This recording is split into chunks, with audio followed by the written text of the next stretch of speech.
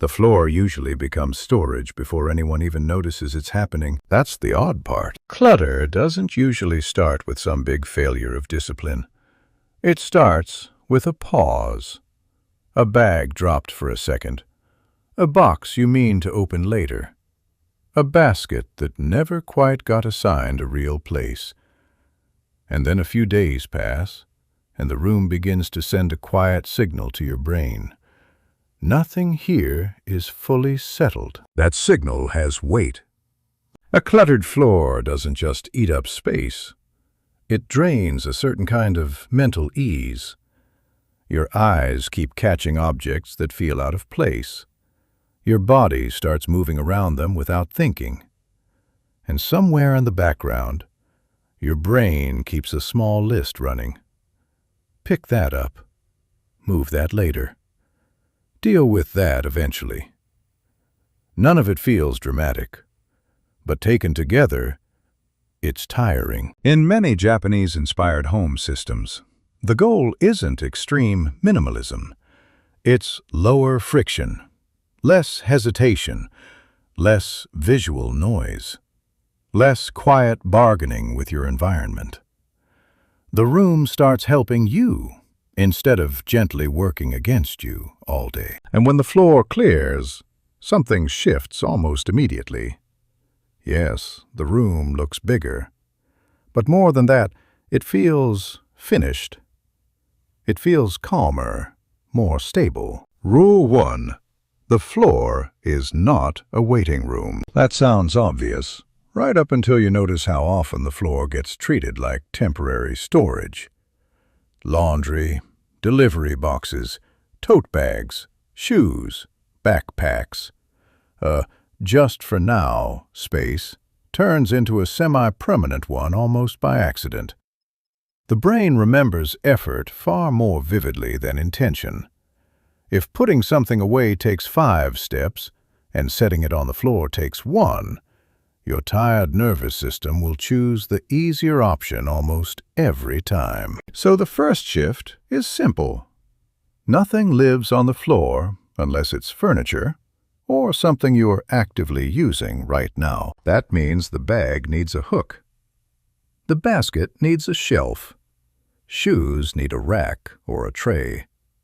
A portable fan needs a defined corner. The point isn't strictness. It's clarity. Once the floor stops being a valid option, your brain slowly stops treating it like one. Rule 2. Store upward before you store outward. A lot of clutter spreads sideways because horizontal space feels harmless. A chair catches clothes. A corner picks up a bin. The edge of the room starts holding everything else. But in a smaller home, horizontal spread is costly. It shrinks movement. It makes the room feel tighter. It adds visual weight to things that are already ordinary. Vertical storage changes the room's logic. Hooks, slim shelves, peg rails, over-door organizers, stackable shelves inside cabinets. These don't just save space. They reduce effort. An item is easier to put back when its home is visible, nearby, and takes one easy motion instead of 3 annoying ones. That's why wall hooks work so well. Not because they're beautiful. Sometimes they aren't. They work because they remove a decision.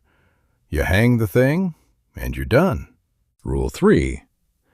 Give recurring items a parking place near the point of use. A lot of floor clutter comes from the same objects moving through the same little loops every day. A bag near the door. Slippers near the couch. A blanket beside the chair.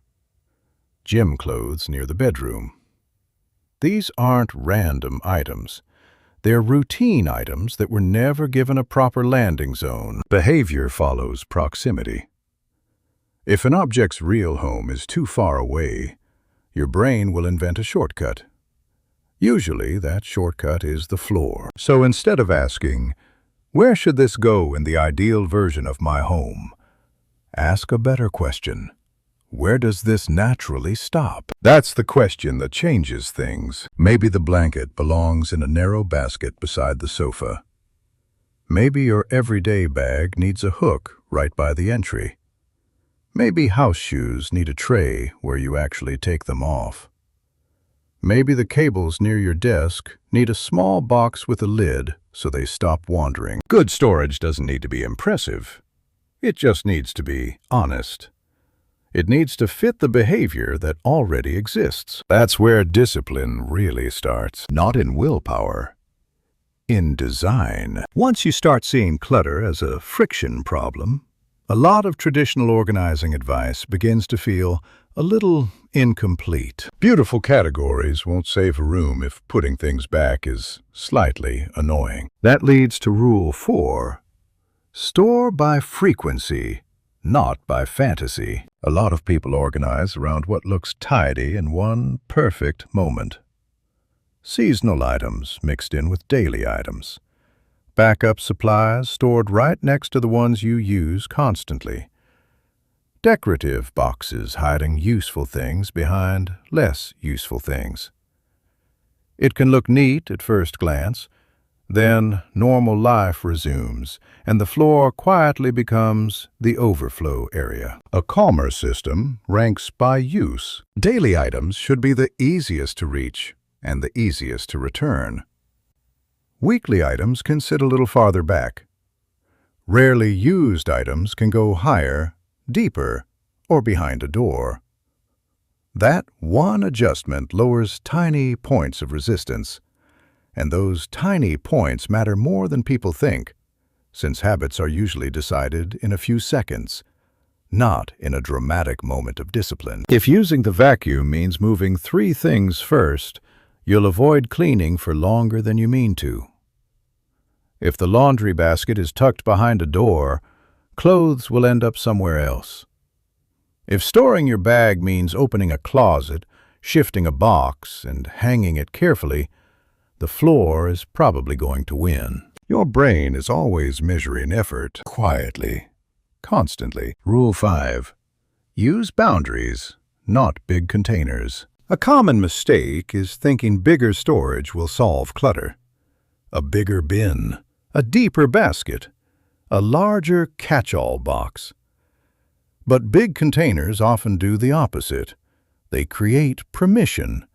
They hide overflow. They postpone decisions. They make things look controlled while slowly allowing more accumulation. Smaller, clearer boundaries tend to work better. One tray for your daily tech. One basket for the magazines you're actually reading.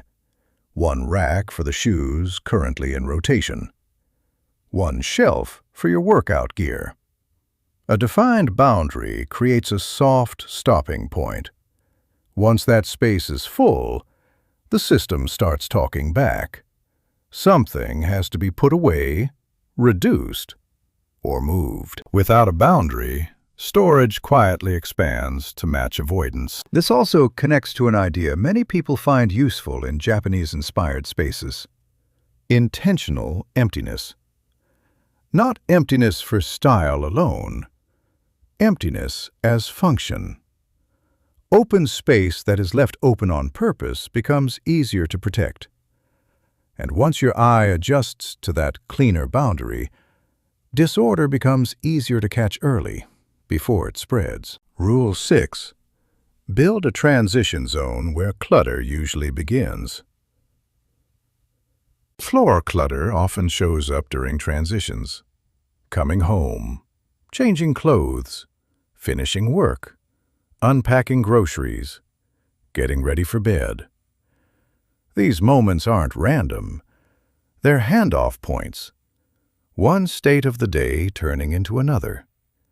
And those are exactly the moments when friction shows up. That's why entryways matter so much. A small tray for keys, a hook for the bag, a box for mail, a shelf for the thing you always drop on the nearest chair. A defined transition zone catches the energy of arrival before it spreads across the room. The same principle works in bedrooms and workspaces too. If clothes keep ending up on the floor at night, Don't shame yourself for it. Add a valet hook. Add a basket for clothes that can be worn again. Put a slim hamper exactly where the clothes already tend to land. If packages pile up near the table, keep a box cutter, a recycling spot, and a temporary holding basket nearby, so the task can finish in one place instead of spilling outward. That's the deeper pattern here. Environments train behavior. They do it quietly, repeatedly, every day. A lot of people think discipline means constantly pushing against themselves. But the more useful version is usually much simpler. Make the right action a little easier than the wrong one. Then repeat. Then let the pattern do its work. There's one more reason floor clutter hangs around. It isn't only about storage. It's also about closure. Something left on the floor often represents an open loop. Not dirty enough to deal with yet. Not urgent enough to force a decision. Not important enough to handle today. So it stays visible. And the longer it stays visible, the longer that loop stays open in your mind. That's why the final rule matters so much. Rule 7.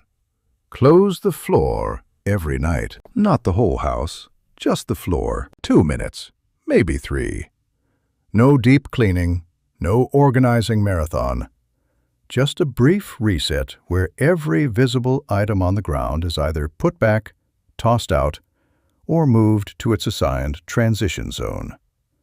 It works well for one simple reason. It ties order to a cue that already exists. The day is ending. The floor closes too. The psychology behind this is refreshingly simple. Habits are easier to keep when they attach themselves to something already built into your rhythm. After brushing your teeth, reset the floor. After locking the door, reset the floor. After turning off the last light in the kitchen, reset the floor.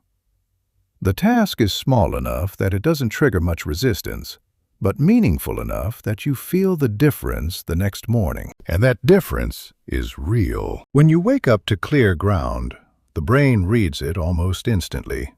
Safety, order, possibility. Movement feels easier. The day begins with less drag. The room isn't asking you to make decisions before you've even had coffee. That's why systems like this can change a space so quickly.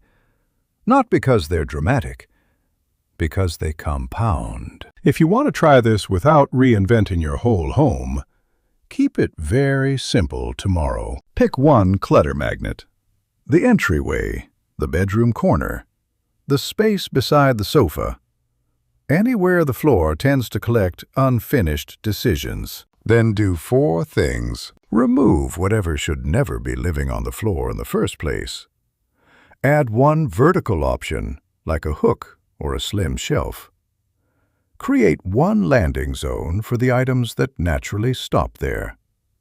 End the day with a 2-minute floor reset. That is enough. And once that one area becomes easier to maintain, use the same logic somewhere else. No dramatic push.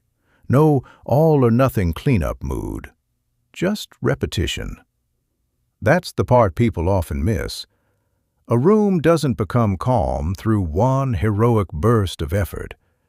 It becomes calm when small decisions stop feeling hard to repeat. That's the quiet strength of Japanese-inspired habit design. It works with real life. It assumes you'll get tired. It assumes motivation will rise and fall. So instead of asking you to become a more disciplined person through force, it asks a better question. How can the room carry some of that discipline for you? That question changes a lot. Floor clutter is rarely only about stuff.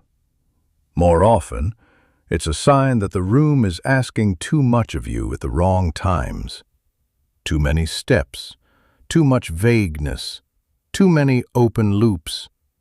When those small frictions are reduced, order stops feeling like effort and starts feeling normal. That is the real shift. Not a prettier room, a lighter mind, not more control, less resistance. What lasts is usually what seems almost too simple to matter. A hook, a boundary, a landing zone, a 2-minute reset. Small actions, repeated calmly, until the room begins to hold its shape almost by itself.